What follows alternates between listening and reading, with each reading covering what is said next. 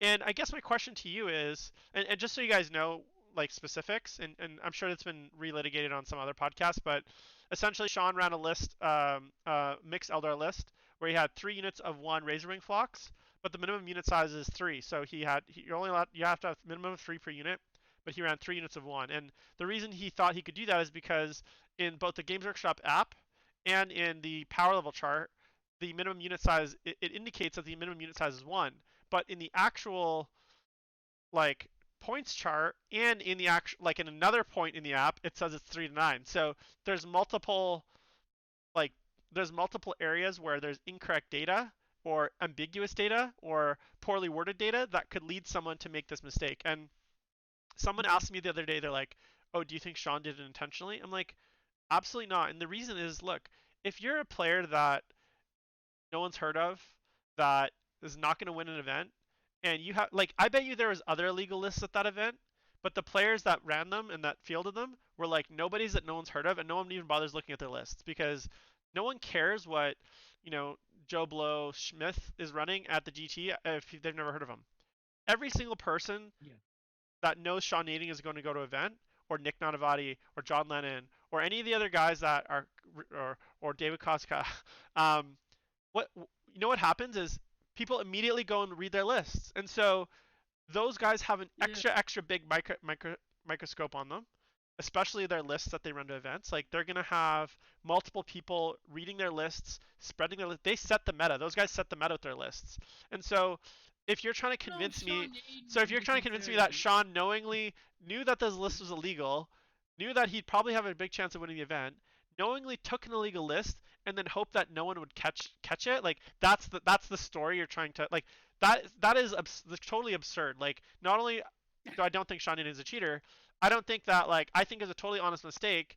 And anyone that thinks that Sean Newton would try to run an illegal list and think that he could get away with it is on a smoking something or living on a different planet, because this is like he knows how how well people are like how strongly people are going to be like looking at his list. And I know that too when I go to an event. And like Nick knows that, and John knows that, and Richard Siegler knows that.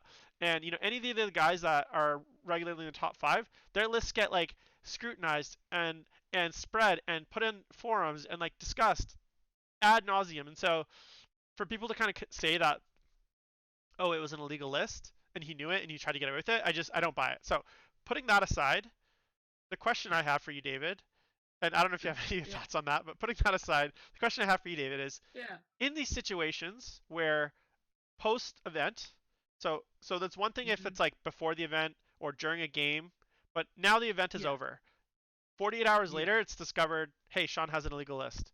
What do you think the Hmm. remedy is? So what do you think the right remedy is both for the player and what do you think the right remedy is for the TO? Because I think those are two separate issues. And Yeah. I'm curious as to kind of what your thoughts are. So the funny thing is that on Saturday after my 40K game, my buddy Garner and I went out for drinks, and we talked a lot about this, actually, about the idea of an individual who has been discovered for having an illegal list. And my buddy Garner said, like, when I have this problem, I go and I if I'm at the event, I would tell the TO to be like, flip my score from win to loss because I made a mistake. If it's afterwards, we thought to ourselves, you know what? The best you can do is say, if you're that person, ask the TO or ask ITC to disqualify you from that, Right. because it's more of like your 40K. Competitive 40K is a very strange creature, and I think about this a lot. Where it's like we don't win anything really. Like, we get bragging rights, you get your lists like talked about on like podcasts, and people on the internet think you're like cheating somehow when you're not. All you win is more stress. That's all you get from being a top table 40K player, unless you have like a Patreon. Mm. Like, all you get from winning Stay events tuned for is that. No, I'm more kidding. stress. What's that? I said stay tuned for that, and I said no kidding. We're never gonna do a Patreon. No. Trust me. But like, literally, like, all you get from winning as a 40K player is more stress, because people who think like people think you're just like, there's got a reason why he always wins, and it can't be because they're good players, because they probably cheated, they probably did something wrong, or they probably. And then when you give them that little inch of like, I knew it moment, it's like then you just people just latch onto it, and it's like we don't people don't win anything. You get like bragging rights and more models, and you could buy more models if you didn't even go to the event because the travel expenses and everything and the Hmm? prep for the event costs more Totally. than winning it. Like it's Totally. insane. Like Yeah, I know in 2019, the year that I kind of played I think I did 22 events. I probably spent upwards of like $10,000 in travel. I did not yeah, win $10,000 in product. So if I really wanted stuff, I would have just stayed home and spent that $10,000 exactly. on models. Like Yeah. people that think that like yeah, it's a nice bonus and sometimes it might pay for some portion of your cost, but my trip to LVO was like a $3,000 trip. Like it was not, Yeah. you know what I'm saying? Like so putting that aside, so what do you think the remedy is here? Like you mentioned that you think the player should. So once say the player discovers that his list is illegal, Okay. how So when is it too late to go back? So is there statute of limitations here? And second, if there isn't, yeah. what's the remedy? So here's the thing. I used to run an event called the Beef and Wing Brawl, and it was like it became a major event near the end of it, but I was like mostly like the TO running like doing all the FAQs and like question answering most of the time. And when I have an event and a rule happens or a list comes up during the event, we will go to the person and be like, hey, before day two starts, your list is illegal. You need to change it. That's all we can do. Like, that's all we can do. Like, what can we do? Like, you don't have losses. So Right, the problem is like when you turn someone's wins to losses mid through an event with a Swiss style event, right, it throws the pairings off a lot. And with right, like working with um Best Coast pairings, like mm, it's a pain in the ass to have to like re-rack right, everything. sure, And so like if it happens after the event, the TO should not be held responsible. Like they have a lot on their plate, and it's important to understand that on even like Nova, like if you go to an event, there's a tournament organizer, and then they give, if it's a smaller event, there's like three dudes. And you know what? They make zero money off out of this. And it's like, do you know how much stress goes into like things like this as right, a TO or like a judge? Like, you don't get paid, you don't get anything from this, and all you get is the ire of the community. And it's like, guys, like, be realistic here. I know it's great when you're a tabletop crusader, a keyboard crusader, where you're like, "Oh, you fucking suck. Your tournament's a piece of shit." It's like those. This is the last thing those dudes need to hear. And frankly, those guys will probably be like, "You know what? I don't want to deal with this shit," and they won't run the event the next year. I give a lot of respect for TOs that put up with all this bullshit, and they just keep running their events. Like right. every TO who does that, like mad respect.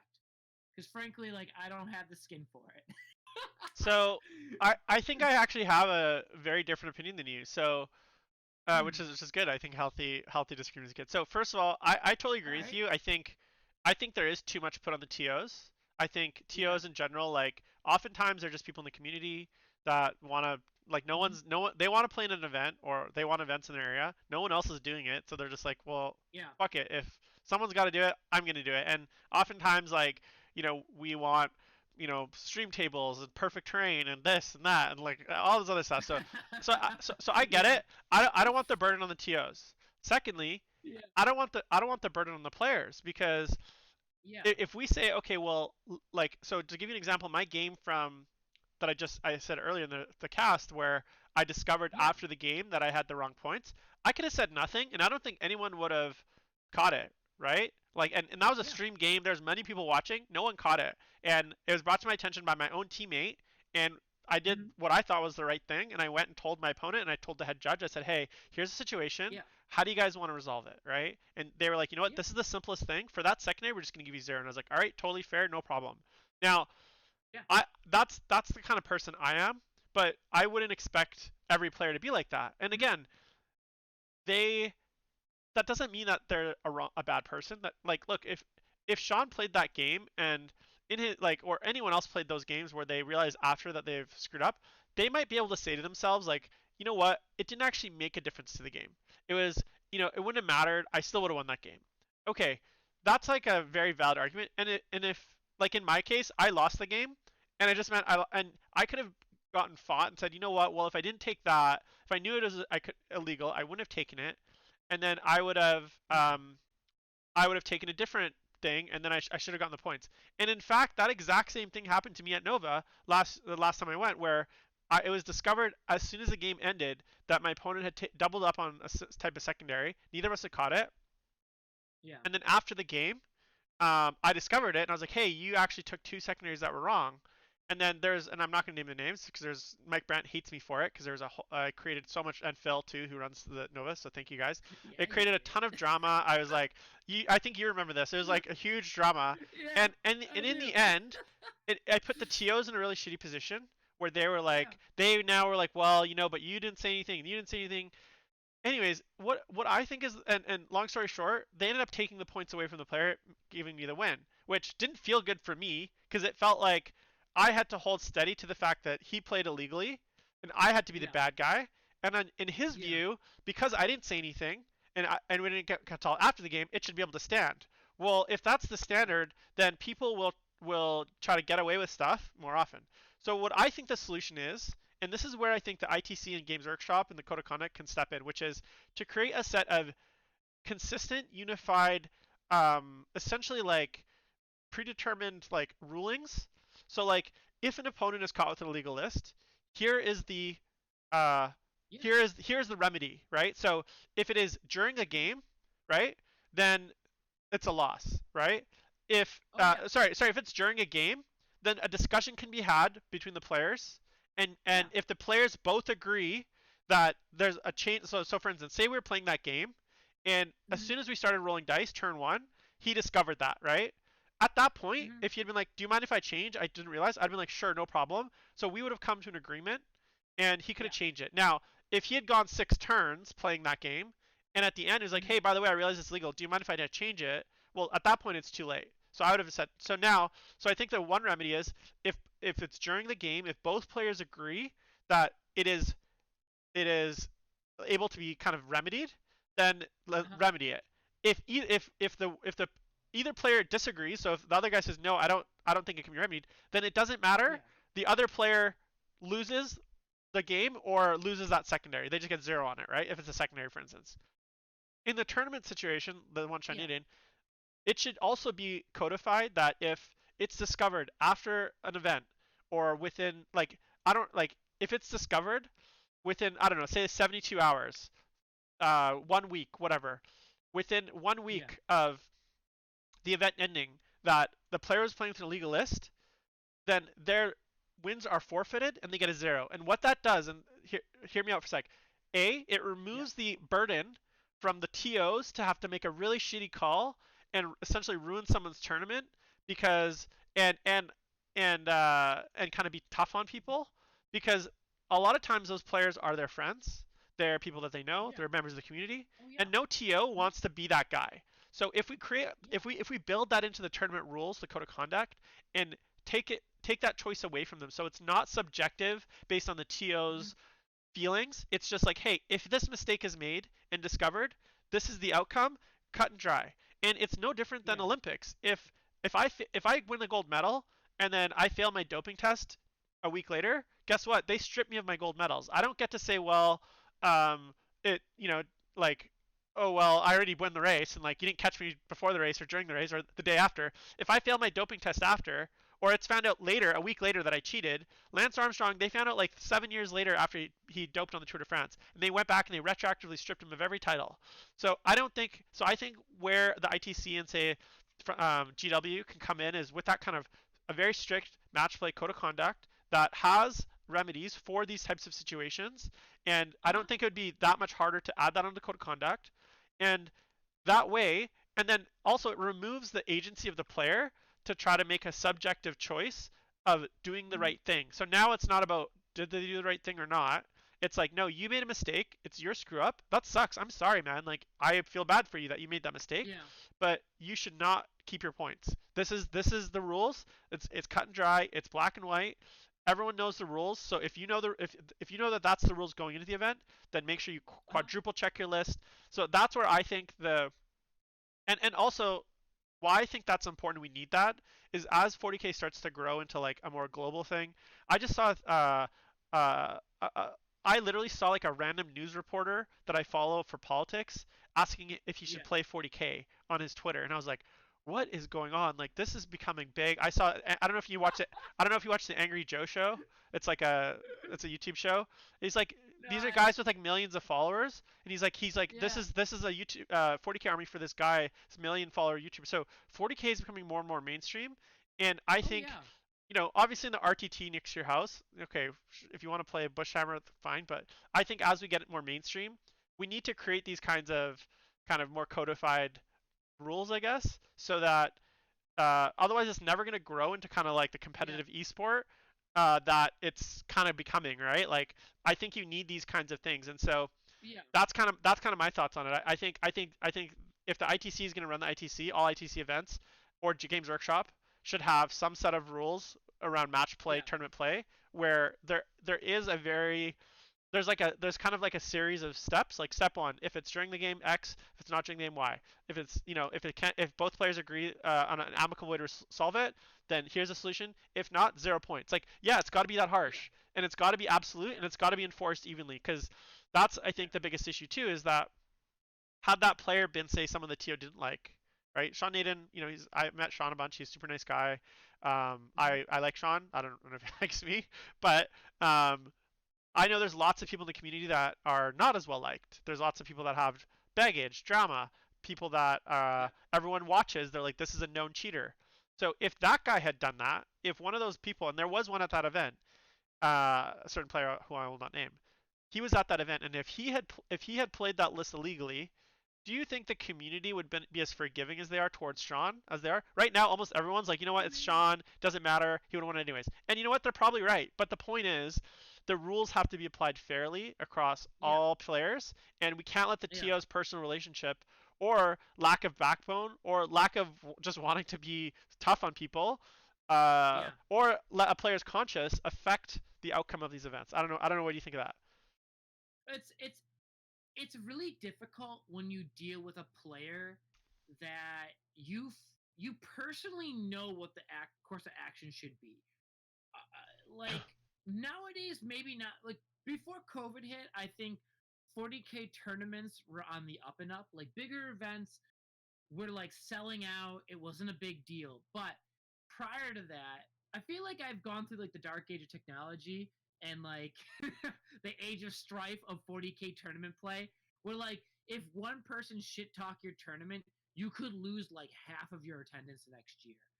Yeah. And I think a lot of TOs that are running these larger events have run the gamut of like from probably like fifth edition on, like standard like your typical 40k tournament run. And to them, it's like if they screw over like a top tier player, not screw over, but like give tough love to that player, they're nervous that those people will use a platform to discredit their event. And for people that are, and this is important to understand, majority of the larger tournaments you go to, if they have a bad attendance 1 year, it could sink their entire like event. Like that's reality. Like the 1 year our event, we didn't get 100 players, and we were like pulling it out of our own personal funds of our club to be like, what are we gonna do next year? Like we paid it off, and now we gotta pay for a deposit for a hotel and Absolutely. tables and rentals.